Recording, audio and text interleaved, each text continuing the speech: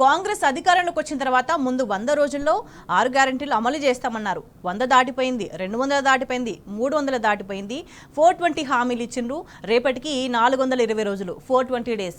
ఏం చేసింది ప్రభుత్వ పరిపాలన ఎట్లా ఉంది అంటే 420 పరిపాలనలా ఉందనేసి ప్రజలే గ్రామాన బహిర్గతంగా చెప్తున్న పరిస్థితి కనిపిస్తుంది. సో ఈ 420 రోజుల్లో ఏం జరిగింది, మరి ఈ హామీల పరిస్థితి ఏంది, మనకి పూర్తి సమాచారం అందించడానికి మా ప్రతినిధులు ప్రదీప్ మనకి లైవ్ లో అందుబాటులో ఉన్నారు, అదేవిధంగా లివిల్ లైవ్ లో అందుబాటులో ఉన్నారు. ముందుగా ప్రదీప్ తో మాట్లాడదాం.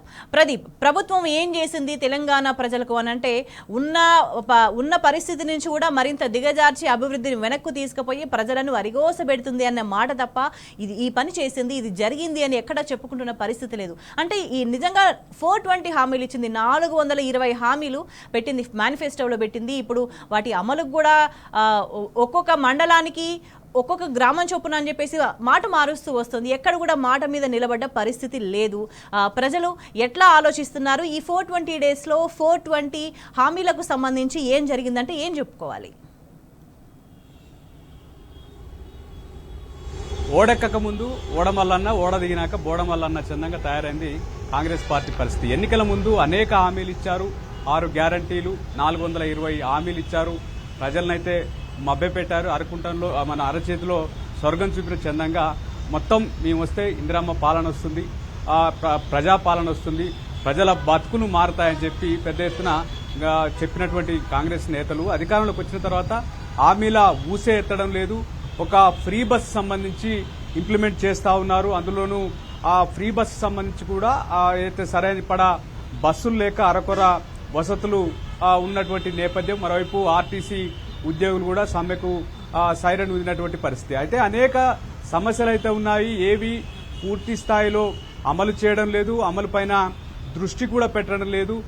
100 రోజుల్లోనే మేము వచ్చి ఈ అయితే 6 గ్యారంటీలు, 420 హామీలకు సంబంధించి అమలు చేస్తావు, ఇది మా గ్యారంటీ కార్డు అని చెప్పినటువంటి పరిస్థితి. ఎన్నికలకు ముందు ఇచ్చే పెన్షన్ తీసుకోకండి, రైతు బంధు తీసుకోకండి, మరేవి తీసుకోకండి, మేము అధికారంలోకి వచ్చిన తర్వాత పెంచిన అయితే 4,000 పెన్షన్ ఇస్తామని చెప్పి, నిరుద్యోగ భృతి ఇస్తామని చెప్పి, మహిళలకు 2,500 ఇస్తామని చెప్పి, ఇలా అనేక హామీలు అయితే ఇచ్చారు.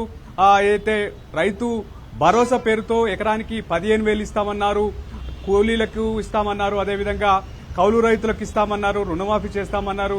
అన్నీ అప్పుడు ఊదరగొట్టారు. ఇప్పుడైతే పట్టించుకున్న పరిస్థితి లేదు. ఎక్కడికక్కడ ప్రజలైతే నిలదీస్తా ఉన్నారు. ఇచ్చిన హామీల అమలుకు సంబంధించి ఏందని చెప్పి ఎక్కడికక్కడ నిలదీస్తున్నటువంటి పరిస్థితి అయితే మనం చూస్తా ఉన్నాం. అనేక దరఖాస్తులు అయితే తీసుకుంటున్నారు, కానీ ఇంప్లిమెంటేషన్ చేయడం లేదు.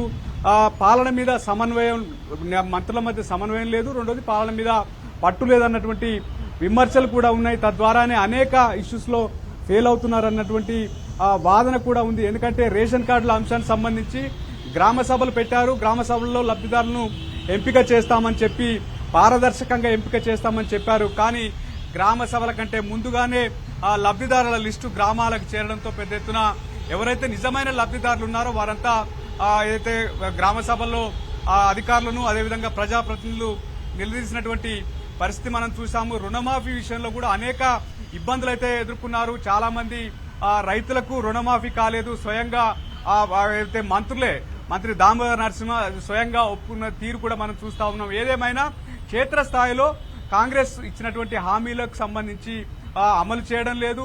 ఏదైనా అమలు చేద్దామన్నా దాన్ని ఎక్కడికక్కడ కోతలు విధించాలి, లబ్దిదారులను కట్ చేయాలి, కేవలం కాంగ్రెస్ క్యాడర్కే ఇస్తున్నారన్నటువంటి విమర్శలు కూడా ఉన్నాయి. ఇందిరమ్మ ఇండ్లకు సంబంధించినటువంటి తంతు కూడా అదే జరుగుతా ఉంది. పెద్ద ఎత్తున గ్రామాల్లో లబ్దిదారులు దరఖాస్తులు చేసుకున్నప్పటికీ కేవలం కాంగ్రెస్ క్యాడర్కే ఇండ్లు దక్కుతున్నాయన్నటువంటి ఆరోపణలు కూడా ఉన్నాయి. రైతు భరోసాకు సంబంధించి మనం చూస్తా ఉన్నాం. పెద్ద ఎత్తున 7,500 ఒక కారుకు మొత్తం ఎకరానికి 15,000 ఇస్తాము, కౌలు రైతులకు కూడా ఇస్తామని చెప్పారు. కానీ మాట మార్చారు. కౌలు రైతు, భూ యజమాని వారిద్దరి మధ్య వ్యవహారం మాకు సంబంధం లేదని చెప్పినటువంటి పరిస్థితి. మరోవైపు 15,000 ఇస్తామన్నారు, కేవలం ఇప్పుడు 12,000కు పరిమితం అయ్యారు. అది కూడా మండలానికి ఒక గ్రామాన్ని ఎంపిక చేశారు. మిగిలిన రైతులకు సంబంధించి మార్చి 31 వరకు ఇస్తామని చెప్తా ఉన్నారు. ఎప్పుడు వస్తుందా అన్నటువంటి ఆందోళన రైతుల్లో అయితే కొనసాగుతా ఉంది. గతంలో వ్యవసాయం పండగలా సాగింది, కానీ ఈరోజు రైతులు అనేక ఇబ్బందులు పడతా ఉన్నారు. రోడ్ల మీదకి వచ్చి ఆందోళనలు చేస్తా ఉన్నారు. అటు ఎరువులు విత్తనాలకు సంబంధించిన అంశం కావచ్చు, లేదా ధాన్యం అమ్మకానికి విషయానికి అంశం కావచ్చు, ఇటు సాగునీటి అంశం కావచ్చు, కరెంటు కోతలు కూడా పెద్ద ఎత్తున కాంగ్రెస్ వచ్చిన దగ్గర నుంచి 420 రోజుల్లో అనేక కాంగ్రెస్ సమస్యలకు కరెంటు సమస్యలకు సంబంధించి కూడా రైతులు ఇబ్బందులు పడ్డటువంటి తీరు కూడా మనం చూస్తా ఉన్నాం. ఏదేమైనా క్షేత్రస్థాయిలో అప్పుడు చెప్పింది ఏంటి, ఇప్పుడు చేస్తున్నది ఏంటి అనేది గ్రామాలలో ప్రజలైతే ఎక్కడికక్కడ అయితే ప్రతి పథకాలకు సంబంధించి దాదాపు సగానికి పైగా కూడా కనీసం పథకాలు అందని పరిస్థితి చాలా క్లియర్ గా కనిపిస్తుంది. అండ్ ఇప్పటిదాకా సాగదీసి ఇప్పుడు తీరా టైం వచ్చిన తర్వాత మండలానికి ఒక గ్రామానికి ఇంప్లిమెంట్ చేస్తామనే దాని పట్ల ప్రజల నుంచి తీవ్రమైన ఆగ్రహం వ్యక్తమవుతుంది. ఎందుకంటే నిజంగా మరి అందరికీ ఇస్తామని చెప్పేసి ఎన్నికలప్పుడు మీరు హామీలు ఇచ్చిండ్రు, ప్రతి గ్రామానికి అన్ని చేస్తామని చెప్పి మాట ఇచ్చిండ్రు. మరి అప్పుడే ఈ మేనిఫెస్టోలో పెట్టి ఉండాల్సింది కదా, మేము మండలానికి ఒక గ్రామానికే చేస్తాము, మేము ఇంతవరకే చేస్తాము, మాకు ఇంతవరకే అవుతుందని చెప్పొచ్చు కదా అని ప్రజల నుంచి ఒక తీవ్రమైన ఆగ్రహం వ్యక్తమవుతుంది. అయితే నోటికొచ్చిన హామీలు అయితే ఆ రోజు ఇచ్చారనేది సొంత పార్టీలో జరుగుతున్నటువంటి చర్చ. ఎందుకంటే ఆర్థిక పరిస్థితి ఏంది, ప్రభుత్వానికి వచ్చేటువంటి ఆదాయ వనరులు ఏంది, ఏ మేరకు సంక్షేమం మీద ఖర్చు పెట్టొచ్చు, ఎంతవరకు మన హామీలు ఇవ్వాలనే దానికి సంబంధించి పూర్తి స్థాయిలో చర్చించకుండా ఏది పడితే అది హామీలు ఇచ్చారనేది కాంగ్రెస్ లో ప్రధానంగా ఇప్పుడు జరుగుతున్నటువంటి చర్చ. ఈ ప్రభావం తీవ్రంగా చూపుతా ఉంది. ఎందుకంటే పార్లమెంట్ ఎన్నికల్లో కూడా ఏదైతే 12 సీట్లు తీసుకొస్తామని చెప్పారు, మొదలు 16 సీట్లు అన్నారు, ఆ తర్వాత 12 అన్నారు, ఇప్పుడు 8కి పడిపోయినటువంటి పరిస్థితి.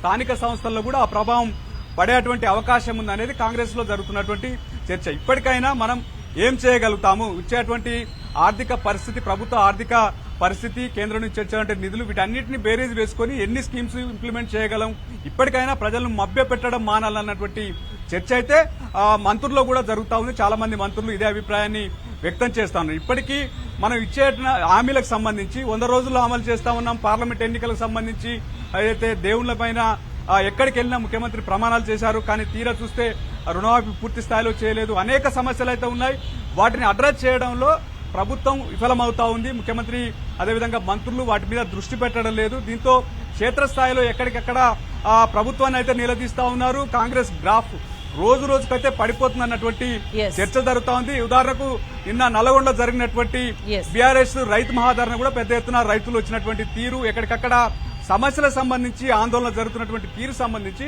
ఇప్పటికైనా ఇచ్చిన హామీలకు సంబంధించి పాలన మీద దృష్టి పెట్టి ఇచ్చిన హామీలను అమలు చేయాలి. ఇప్పటికైనా కాంగ్రెస్ కు సంబంధించి క్షేత్రస్థాయిలో ఉన్నటువంటి వ్యతిరేకతని దాన్ని తట్టుకునే విధంగా చర్యలు తీసుకోవాల్సిన అవసరం ఉంది. ఆ రకంగా ఇచ్చిన 6 గ్యారంటీలు 420 హామీలకు సంబంధించి అమలుపైన ఇప్పటికైనా దృష్టి పెట్టాలి అని చెప్పి కాంగ్రెస్ లో జరుగుతున్నటువంటి చర్చ.